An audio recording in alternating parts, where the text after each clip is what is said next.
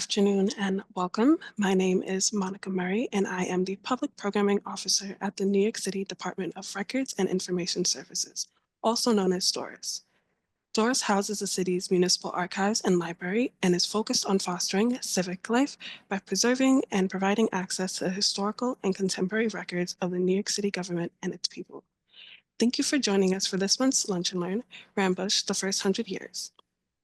This Lunch and Learn is part of a three-part series created in memory of Catha Jackson Grace to highlight the work of Catha and other notable New York City architectural historians. I'll quickly introduce the speakers and then pass it over to the commissioner to begin today's presentation. Viggo Rambusch is CEO Emeritus of the Rambusch Decorating Company and Fellow of the Illuminating Engineering Society. Rising through the ranks from apprentice to director of the lighting division, he later became CEO and led the firm for 30 years.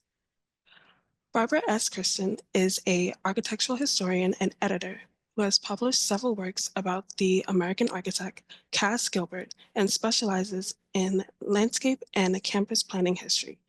Her published work includes Cass Gilbert, Life and Work, Architect of the Public Domain, which rose from her organization of the first national symposium to reevaluate Gilbert's contributions to the American landscape. She also has edited several publications for the National Gallery of Art and other museums. And now I'll turn it over to Commissioner Pauline Toole to begin the conversation. Thank you, Monica. So we're having a conversation today about the Rambusch Decorating Company in celebration of a just released book, Rambusch, the First 100 Years, 1898 to 1998, written by Catha Jackson Grace, along with Barbara. Just to note, the firm does continue and is concluding its 126th year this year. The history of the firm tracks the evolution of architecture and design in the 20th century because Rambusch was involved in every single innovation.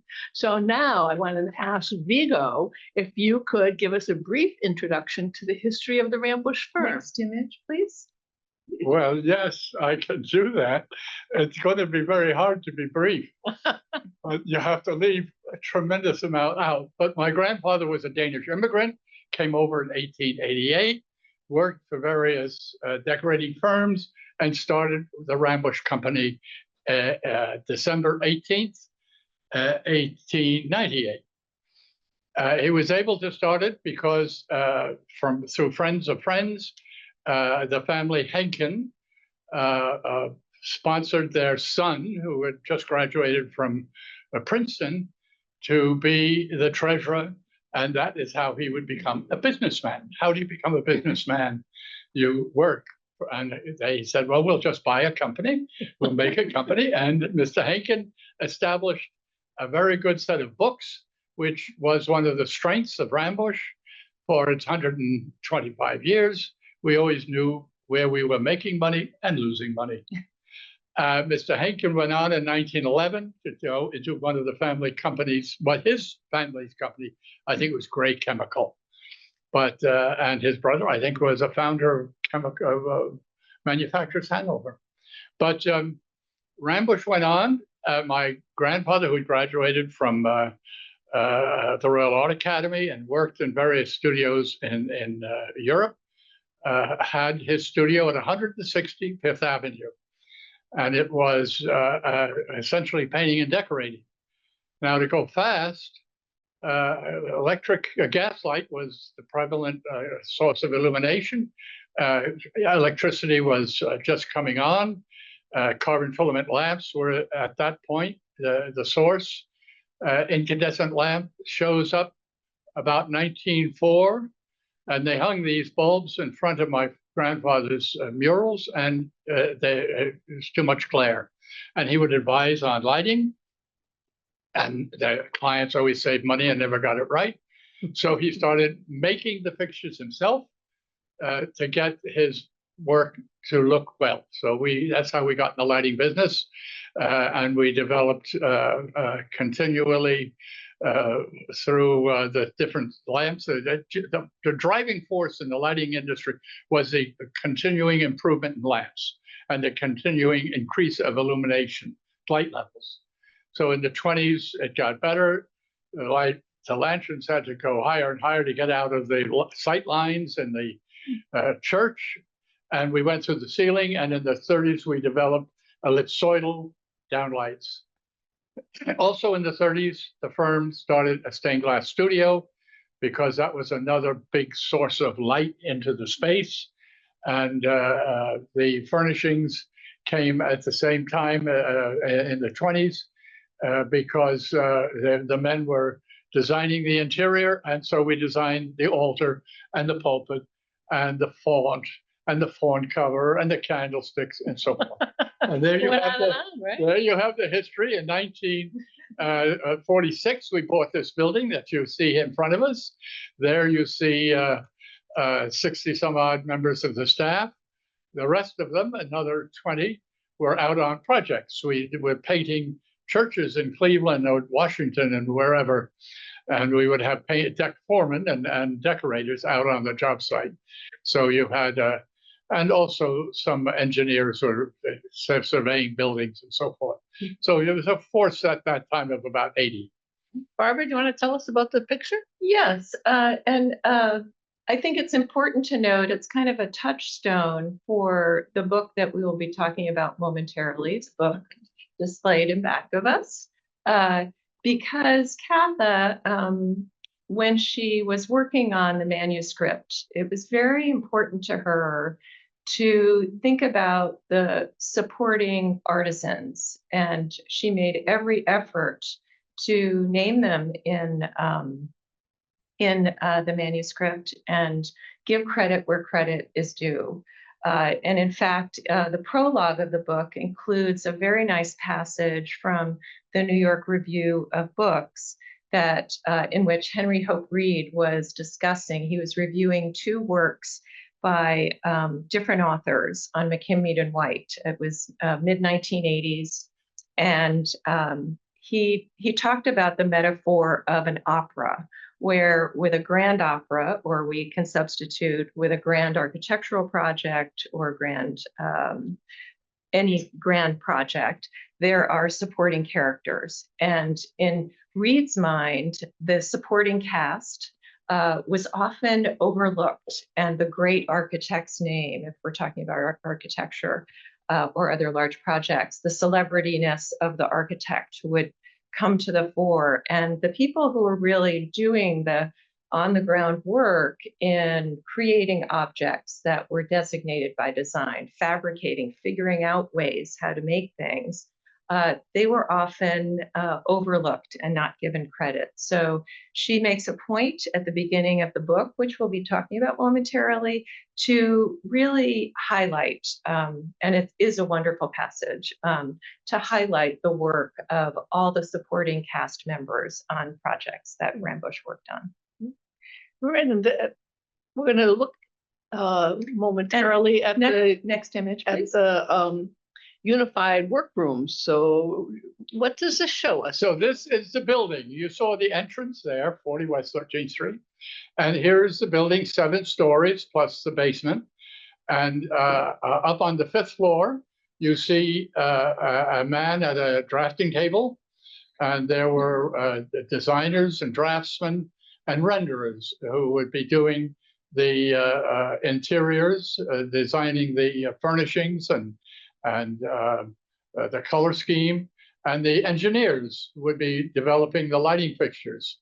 And so there would be a staff of about 6 or 8 designers and renderers, and about 6 or 8 engineers and technicians who would be developing the lighting equipment. So you had a design staff that created we were a design build firm operating in the architectural decorative crafts. So we design what we make. And then down you see down below the shops where there's a blacksmith hammering away. And when the building was bought in 46, we still had 3 blacksmiths working and 1 coppersmith taking sheets of copper and hammering out faces or hands or whatever. and you have drills, and the lighting fixtures are made there, and the candlesticks and tabernacles and gates and grills.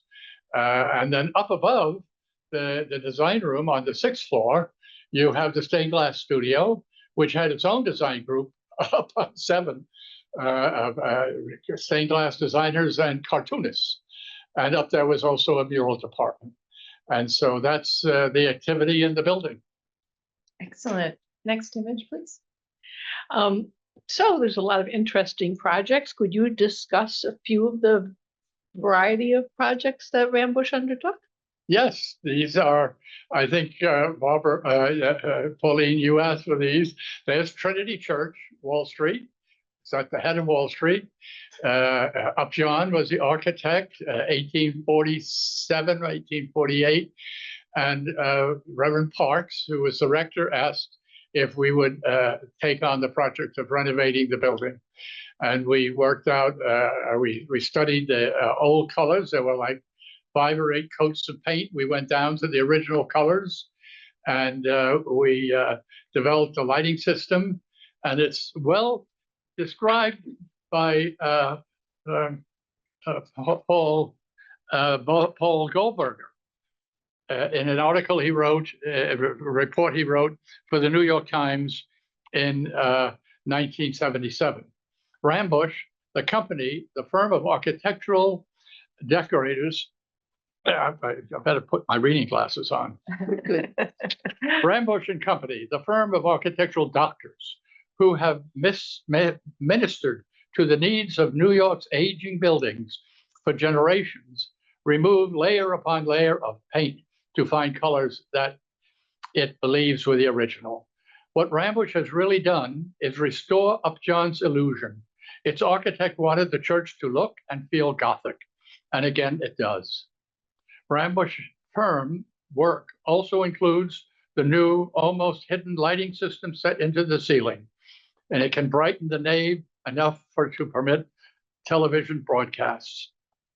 When it is dim, however, the depth of all the clean details returns. The room feels quieter. The light nestles softly in the vaults and washes in gracefully through the clear stories. It should always be this way. When Trinity is softly lit, the mystery that is crucial to a Gothic church returns. Now, this photograph is a current photograph because the next generation, my son Edwin, was involved in relighting after 50 years. Our work that I was involved in was 1977. Edwin's was 2020. So Rambusch made those lanterns that hang there that are now hanging in Trinity. And then to the other side of the picture is the Church of the Epiphany. Now that was an Italian Lombard type building built around 1870, 1869, or thereabouts, that burned to the ground in 1963. The Vatican Council was going on in Rome. This is a Catholic church, and the diocese decided that they wanted to have a church built that would conform to the new liturgy. It was a big adventure because we didn't really know just what that meant, because it was pioneer days. The pastor allowed us to move. As you see in Trinity, in the old church, the altar is at one end and the entrance at the other, and a massive pews going forward. In this church, which in the old church was the same as Trinity, with the altar at one end and the doors at the other, here, the altar is at the middle side. In other words, halfway down on one side of the church is the altar with the people all the way around on 3 different sides. With a modern altar, the interior is somewhat influenced by Corbusier's Ronchamp, though I think he would not agree, but that is what the architect said he was influenced by. And we made the altar, we made a little baldachin at the side, and a quick story there. I was allowed to put the tabernacle on the side, even though the orders of the diocese was that the tabernacle was to stay in the center. So Monsignor Farraker there in the center, he said, okay, Viggo, you do what you want to do. But if I get the orders from the chancery to have the tabernacle on Sunday, you have to be able to move it. Anyway, there is Epiphany. Vermont marble, we used a local stone. The bronze was all etched bronze, like Tiffany would etch his bronze. It's a beautiful, Good. beautiful church. Yep. Was there anything you wanted to tell us about, let's say, a famous hotel like the Waldorf? Oh, sure. Yes, the Waldorf. So the Waldorf was originally at the 34th and 5th, and we worked there. My grandfather worked there back in the turn of the century. And the story, one story, there's so many stories, is that the most plush interior that he ever worked on was the pastry chef's dining room. And pastry chefs were very important in those days. They were so important. They are. And so they wanted lots of a plaster ornament like you'd have on a wedding cake. And they wanted it gilded and colored. And that was the most. But then the Waldorf moved up to Park Avenue. And we worked in Park Avenue. And Mr. Boomer, who we had met at the McAlpin Hotel, he was very pleased with our work, asked us to help because he was not happy with the interior renderings. And he knew that we had wonderful renderers, and our specialty was interior rendering. Many architects would come and ask us to do an interior rendering of their church. McGinnis Walsh Kennedy, for instance, did that, and others.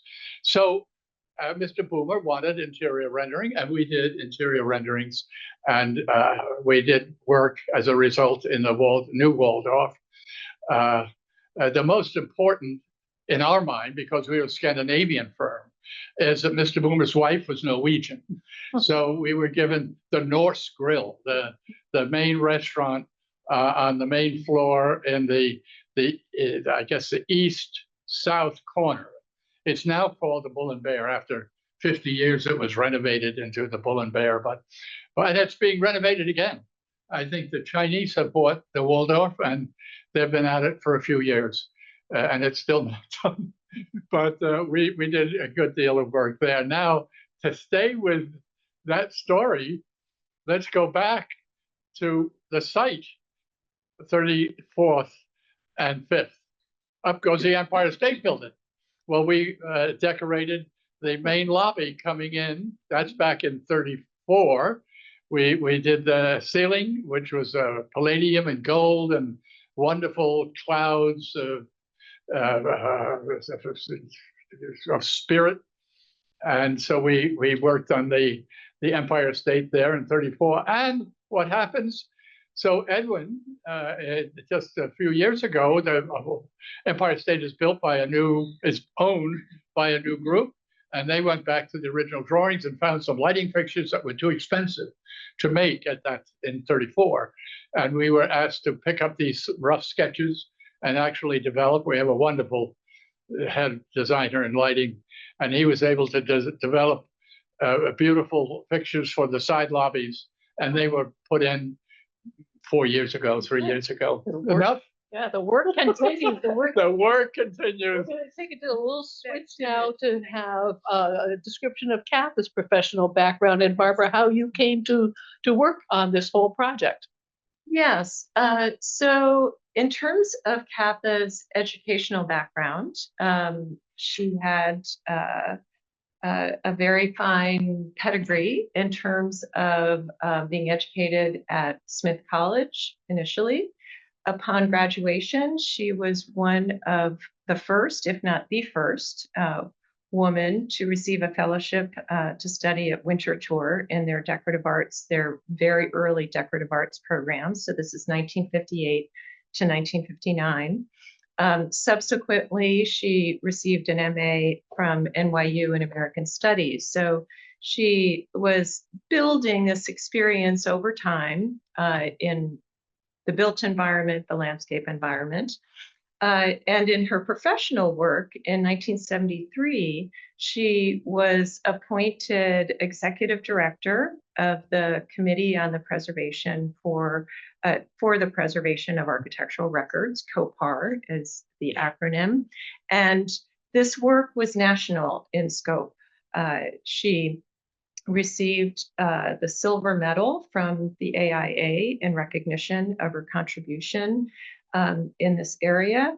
And eventually she was, a little bit later on, she was appointed executive director of the Catalog of Landscape Records at Wave Hill, and continued to really have a curiosity about the landscape, about the built environment, and that how the two were sometimes integrated. And at the time of her death, she was president of the New York Archival Society.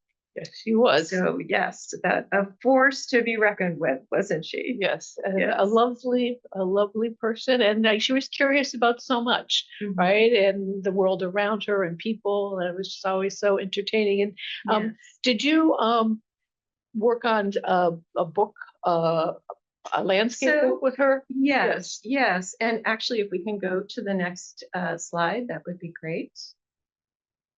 So we had worked on several projects together before the book. At the time of the 100th anniversary in 1998, there was a large exhibition at the National Arts Club where she surveyed the amazing output of the company, and it was roughly chronological. It was quite extraordinary. So I worked with her as an editor on that project, and then subsequently on the 110 celebration and some other projects in between. And in the early 2000s, she came to me and said, "Oh, would you work with me on a book, a manuscript initially? We weren't sure what it was going to turn into initially, but a project that looked at a property that had been in her family for more than 40 years. And the property called Laurel Lodge, because of the proliferation of mountain laurel in this woodland landscape. It was a woodland, actually, it is a woodland with many steep ravines, and it's situated on one of the highest areas of the North Shore of Long Island. And it was really a wonderful project to work on with her, and it really illuminated for me how transformative early experiences were for her at this property in her development as a landscape historian. Her sensitivity to nature, her understanding of plant materials firsthand. It's all rooted in her experience at Laurel Lodge. It was a property that had 4 buildings, one of which you see here, a Habs photo of a log cabin. The other buildings on the property were influenced by not only shingle style and arts and crafts, but a kind of Adirondack camp style that is suggested in this image. And the property, very interestingly, was not just a natural landscape, but there were components that were designed landscapes. Particularly by the main house, the lodge of the property, that was influenced by ideas in non-Western, specifically Japanese garden design, as well as other forms of design over time. So it was really a transformative place for her, and it became over time, I think, a place of contemplation and discovery in a kind of unfolding way over the years. So next image, please. Right, so let's just shift and talk a little bit about the book. Can you give us Sure. an overview of the book? Very quick video, and there is an image of the Waldorf that we will try to point out. There it is, very quickly. And we can go to the next image, please. There we go. And maybe Viggo, you want to? Sure. Well, here is a layout of the book, the table of contents. 1, the history of the firm, starting with my grandfather, And then 2, 3, 4, and 5 are 4 chapters on the 4 main shops: the stained glass shop, the art metal shop, the lighting fixture shop, and the church interior shop, where we establish the environment and the furnishing, the liturgical furnishings, the ones that were made one at a time. We didn't never made pews or things like that, but we would consult and we'd say whose pew we like, but we wouldn't fabricate. But we would fabricate individual things. And then the other 7 chapters are the clientele: hotels, state capitals, New York World's Fair, war work, historic restoration, and international commissions. So they were the client. They are the other half of the firm. The client, we filled a need. The client would come to us pretty well, word of mouth is how we, and occasional exhibits that we would participate in. That's how we found our business. Right. And it's a lavishly illustrated book. It's essentially a business history, but with lavish, really beautiful, beautiful illustrations. And we are so glad to have partnered with Oro Editions because they produce beautiful books. It's a really lovely. It's also a reference book. There is a fabulous index. Thank you to your husband. There's a wonderful index, and so people in these different fields, whether it's stained glass or art metal, stained glass, actually, that chapter was published as an individual chapter in the one of the museum books, and the Stained Glass Quarterly did the same. So, but it's a reference book for what was going on at the World's Fair or during the war, Second World War, and so forth. I will tell you, I think it is a most amazing book, and that everyone in New York should be picking up a copy and reading it. Because it is the history of the firm, but it is a history of so much more, and it is written in the most engaging style possible, as well as being beautifully illustrated. So that's my firm belief, but I want you to tell us a little bit more about what's in that book, Viggo. So let's take a look at some sample images, especially from the first half of the book. We have well, here is St. Peter's in Bayshore. So St. Patrick's in Bayshore, right? And you have a very student development here. Not my grandfather by this time had other designers who were also in the room producing the renderings. And this was a Mr. Vraw, who also graduated from the Royal Art Academy in Copenhagen. And you have a cosmetic, Santa Maria and Cosmetin type interior with scrolls and a semi-dome. And in each of those scrolls is a symbol.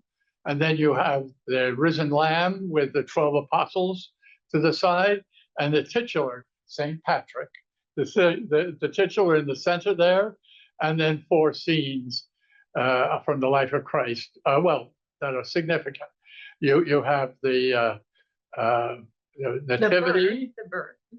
Excuse me? The nativity, birth of Christ. The nativity and the entrance to Jerusalem on Palm Sunday.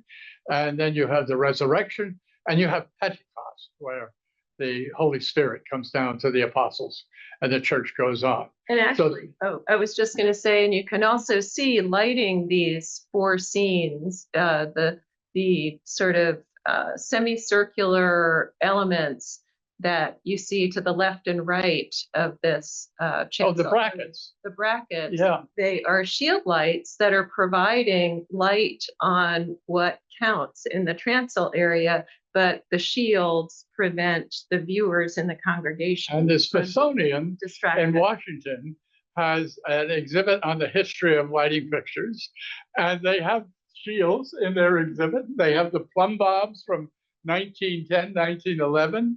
They have the pendant shields. So these were pioneering lighting equipment back more than 100 years ago. Yes. So next image, please, Chuck. Another great project was the St. Joseph's Cathedral in Hartford. Another fire burned down the Kiley Cathedral. Kiley was a great church architect from Brooklyn who did hundreds of churches from, let's say, Irishmen immigrated, I guess, from a family of carpenters, but he was a church architect and he had quite a staff, and he would make the drawings for the church and sell them for $1,000 or something and ship them out. And the men in Cleveland or Cincinnati or wherever had the skill to take these scale drawings and build the church. They didn't get shop drawings. And those churches, when we went to decorate them, there might be a difference from one column to the next of 12, 18 inches. And so when we were doing the decorative scheme, we had to be ready to adjust and make larger or smaller the scheme. Anyway, at St. Joseph's, Hartford, we were asked to build a baldachin. What is a baldachin? St. Peter's in Rome has a Bernini baldachin over the main altar. That's a baldachin. We built a great baldachin, like 60 or 65 feet high. It was a wonderful contract to have. And I said, you know, it's going to be very important to have a proper monstrance for the exhibition of the Blessed Sacrament that will register in here. And I'd like to make that. Oh, yes. Well, that's fine, says the client. We'd be happy. Monsignor Kennedy says, yes, we'd love to see what you would do. And we just want to explain a monstrance is what holds the host. That is all important. Yeah, for the exhibition of the Blessed Sacrament. Right. Yes, for those of folks who are viewing who are not Catholic. We just wanted to explain that. So it's two pieces. The background is a backdrop, a 3-foot diameter halo of rectangular polished pieces with a red center. And then in front is the monstrance that holds the body of Christ. And it has emanating out of the center piece there, wires that go back and then come forward. And each of the 300 wires holds a little cube of polished bronze that's gold plated. And when you lift it to bless the congregation, it's a dynamic to it. Okay, next image, please. Here are some fixtures from the 20s. So we were making lanterns that were plumb bobs enclosing glassware. Then right immediately after World War I, we made the cylinders in the glass shop. So you'd have cuts of glass held together with lead cames into a cylinder. But by the mid-20s, you can buy glass cylinders, and that's where we are here. So the fixtures are being designed here of various styles. And the point is that they were raised up higher and higher to get them out of the sight lines of the congregation looking forward. And they went through the ceiling and we developed the downlights. Yes. All right, so I would like each of you, if you wouldn't mind, to describe one particular project in the book that you think best exemplifies the creativity and craftsmanship of the Rambusch firm in public places.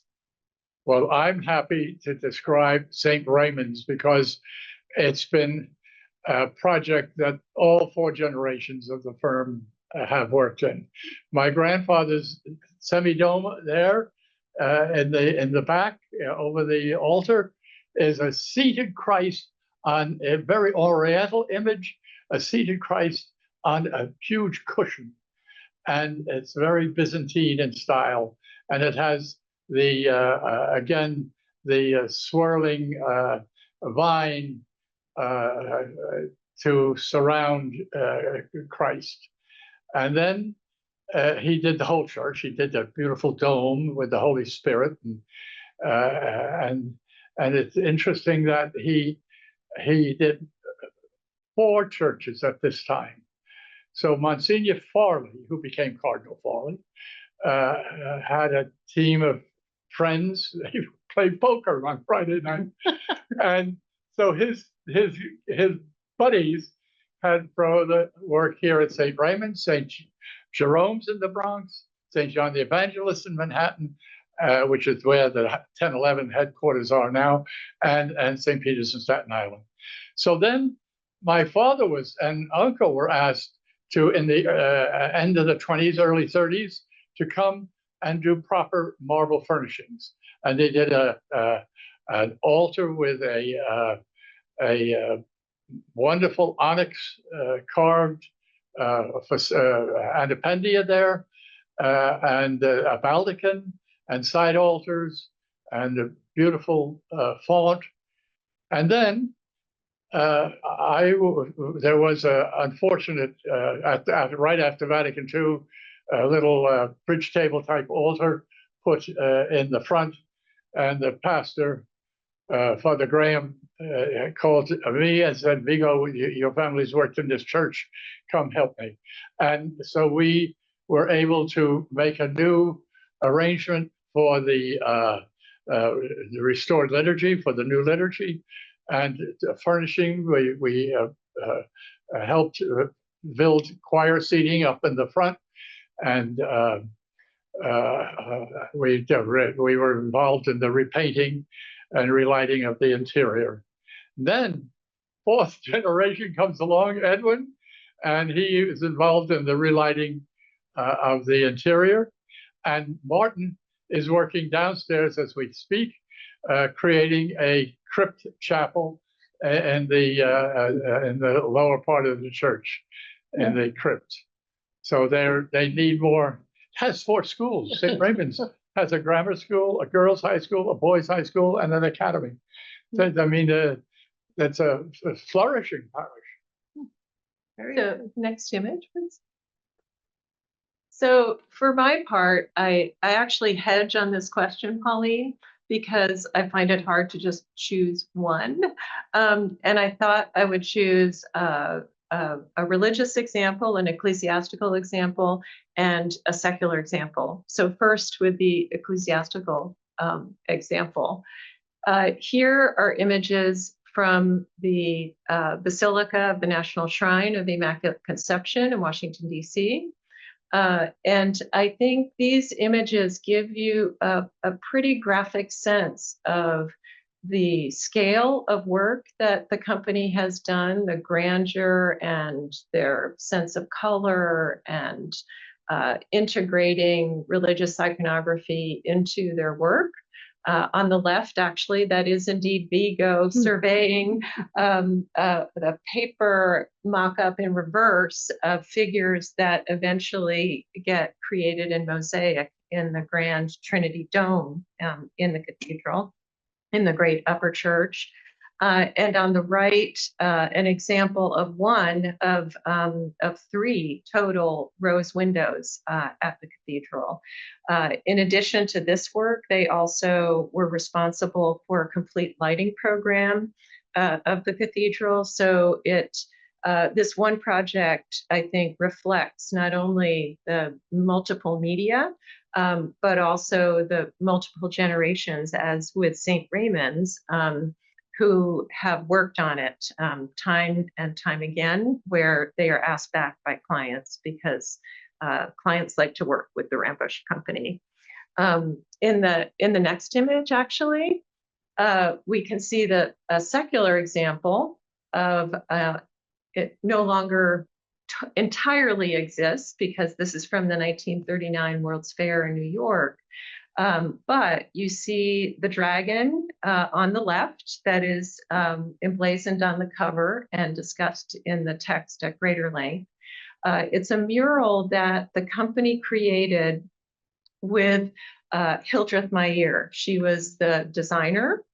And you can see the artisan Joe Bisso putting the torch of medicine, which is vanquishing all the elements of the dragon of ignorance, onto the metalwork that he's created for Hippocrates. And this stood over the entrance of the Medicine and Public Health building at the fair. It was one of many buildings that Rambusch worked on. They also worked with Walter Dorwin Teague on a Highways of Tomorrow exhibit that was really wonderful, tracking the development of the highway system at 3 junctures in time, and developed a system with rotating panels to kind of spin around and show you different views of the landscape. So I think their work at the fair in general shows a lot of innovation, certainly in these images. There's so much energy and dynamism that's conveyed, certainly influenced by Art Deco designers and ideas, but there's real verve and just a sort of high impact element that comes through their work from this time. So next image, please. You want to tell us about this? Well, there is the battleship Missouri. And why did I pick a stamp rather than one of our own drawings? Well, because the stamp features Rambusch work better than anything else, and it's the radar antenna. So here, the radar antenna is front and center at the top of the mast. The engineer, Victor Anderson, who was an optical engineer and worked on our ellipsoidal reflector downlights in the 30s, during the war was hired by Sperry Gyroscope to work for them. He moved over because they needed an optical engineer to develop these radar antennas. And so he developed the radar antenna with a crew, but they couldn't quite figure out how to make it. And so he came back to Rambusch, and our men had sufficient skill that they could sort of be told what to do and do it.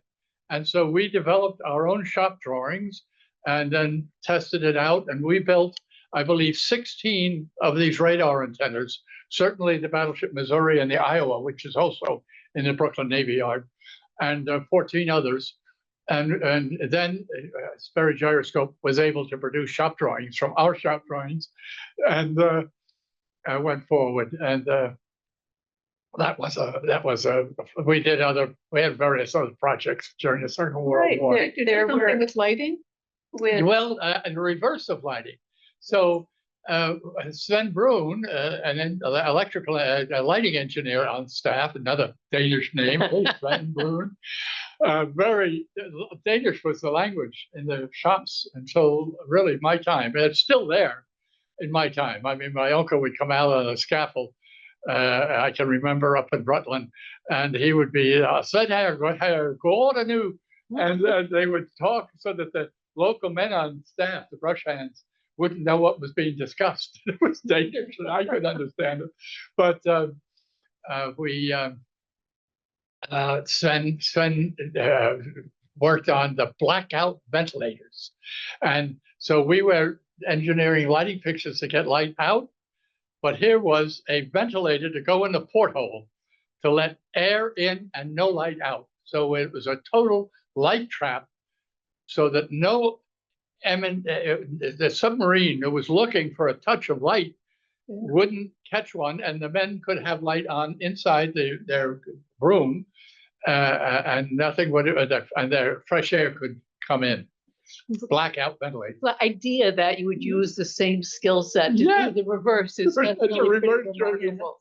Yeah. And there were some projects that initially you didn't know how they were going to be used by the military. The Echo Box was an example of this, but eventually it was used in detection systems that you later found out. But initially, when you were contracted to do the work, it was a bit of a question mark, and then eventually you found out the purposes later. But can you the book covers 100 years, and you now you're starting the 127th, yes, which is great. But can you tell us a little bit about what happened between 1998 and the present? Well, here is the Getty. Howard Branston, who was, the president of IES at one point, and I was the chairman of History and Heritage. But that was my job as chairman of History and Heritage. He was the president. We knew each other. We were friends. And he was asked to light the Getty Decorative Arts Wing out in Santa Monica, I guess it is. And so here is some fixtures that Edwin worked out that from one aperture you could have accent lighting and down lighting and general lighting. And it was Howard Branson was very pleased with that. And I think the Getty authorities were quite pleased with these. But that's what, so where the lighting department is going strong. Martin has all kinds of wonderful projects. We just finished furnishing a basilica for Christmas down in Atlanta, Georgia, Basilica of the Sacred Heart, refurnishing the interior. And here's another project. Yeah. So, and this is there's so many stories. So this is the flame and torch from the Statue of Liberty. So Bertolli, the sculptor, creates this great Statue of Liberty, which goes, he thinks, into New York Harbor. And when he comes, he says, oh, I'd like it to go over there where the lighthouse is. So the lighthouse comes down, and the Statue of Liberty, after a long, arduous exercise, gets, Boris Hunt, I guess it is, builds a pedestal, and the Statue of Liberty goes on the top of it. But the lighthouse people say, hey, this is a lighthouse. We've got to get some light out. And there was originally a copper flame. And so the lighthouse people drill a dozen holes in the base of the flame and put a light fixture behind each to try. Well, it wasn't very effective. And they tried various other things It too. was a continuous copper sheet. Yeah. And then they. And then in 1916, the government, I guess, takes over the Statue of Liberty and hire the man from Mount Rushmore, Orland, to another Danish sculptor to make it a glowing flame. And he cuts all these rectangles, I think 200 of them, into the copper and backs them with stained glass. Well, in the 70s, we were asked to restore the stained glass. But then here, about 5 or 10 years ago, the torch and, well, the statue was renovated for the 100th anniversary of the statue. That was, I think, like in 1985 or 86. And then this flame was taken down and put in the cellar, and out it comes again when they build a museum. So many people go to the Statue of Liberty, they can't handle it. So they have a museum, like a holding area. And then they go from there to the statue. So it's a great big museum. And in the center of it, they place and here our people restored the flame and the torch. And then here there's a crew, a rigging crew, moving the flame into place. And there you see it finished. You could actually, in the old days, walk up into that little doorway and walk around on the on the balcony. The little balcony. It was terrifying. Terrifying. And if there's one thing I can say in general, sort of overarching statement about the whole book, is that Catha often would say, this is a story, it's a quintessential American story, because of recounting and tracking the sort of unfolding of a fledgling immigrant-run business, its growth over time, its perseverance, and going through thick and thin while elements in American history are affecting it, the Great Depression and other things, and ultimately its success, so that it still is functioning today. And really, what the firm does today is it hangs on very strongly to the roots of craft through what their artisans are doing, but they combine it with new technologies and innovations that make sense for our time today. So it's there's a very wide, overarching kind of story that's told in this book. Right. We should say that because to answer a previous question, the firm now is located in Jersey City. So we, like so many other industries and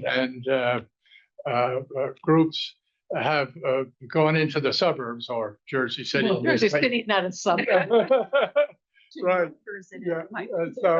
But it's very well connected with the path. The path is wonderful. So they have the 31,000 square feet, which was in a 7-story building, and the adjoining building is now 39,000 square feet in one floor. So, the design room is up on a, they call it a Sort of second mezzanine level. mezzanine level. Yeah, yeah.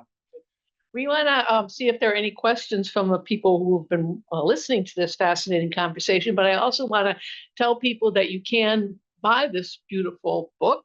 There's a QR code on the screen, and I think you could probably just Google Rambusch. Yeah. 100 years and find it that way. And Oro Editions has it on their website. the publisher, go to the publisher's website. There's so many ways to get it. I think Amazon will have it. Amazon, you won't be sorry. I can say that for a certainty. And let's see, were there any questions? How did the 1930s architects and engineers receive the Rambusch invention of the recessed downlight fixture? Was it a hard sell for Rambusch, or was it something everyone was eager to install? Well, I don't think it was a hard sell. What we were selling was illumination in the pews. So the congregation wanted to be able to read their hymnal when they were singing. They wanted to be able to see one another when they entered the church. Oh, there's Mrs. So-and-so. We better go home and say hello. Her husband just died. Or there, and so they wanted to see one another. They wanted to be able to function. The processions needed to be illuminated. So what you wanted to do was be able to see well. And these little miniature suns, which we put up in the ceiling, provided that light. So it sold itself. Architects preferred not to have any lighting fixtures. They just wanted the building to be illuminated. So they just like they'd rather not have any people or flowers around or books on it. They just a nice, clean interior, but that doesn't function too well. So for the architects, you have a dimmer. And when the church is in use, you have lighting for the congregation and for the priest to be seen, accent lighting, like theater lighting. And then for the architect, you could turn all the rest of it down and have the uplight light the architecture, which is what Paul Goldberger was talking about, a well-distributed dim light for meditation and for devotion. I'm not knocking it, but that's a whole different kind of prayer. Right, and that kind of lighting also would create greater depth in the wall surface instead of having sort of blasting it with light and then it becomes kind of flattened. Right. So in the old days, that was achieved by switches. And nowadays it's achieved by a button that controls a dimmer that does it all. And that's wonderful. Okay, great. What projects is Rambusch engaged in now? Excuse me? What is What Rambusch project- engaged in now? Oh, well, I don't know that I'm allowed to talk too much about that. The biggest project, let's just be a little vague, would be the biggest project I think at the moment is for the Mormon Church. So we do work for the Mormon Church. The one I mentioned that's just been finished for Christmas was the Basilica down in Atlanta. There's work ongoing at the National Shrine. Martin will be working on some figures, some sculpture now for a sculpture garden down at the National Shrine, because people go there on pilgrimages. And one thing is to see the church, but then they might like to go outside and walk around. And so there are sculpture gardens too. There's one down below and then one upstairs. And lots of Thank God, lots of work. And is there still a balance between about half the work being ecclesiastical and about half secular, or is that proportion changing? It varies. It varies terrifically. The firm was at its largest. There were more people working at Rambusch than ever before. Was the World's Fair? That was all secular. Well, it's a Vatican pavilion, but that's not of consequence. But the World's Fair was, I think we had 400 or 500 people working. It's colossal. We're drawing to the end of our hour. Latanya, were there any more questions? We can Just a squeeze one couple in. more. Sure. Sure. We had a couple questions trying to see what projects could be attributed to Rambusch. A person asked about whether the Harrisburg, PA Presbyterian Church might have been.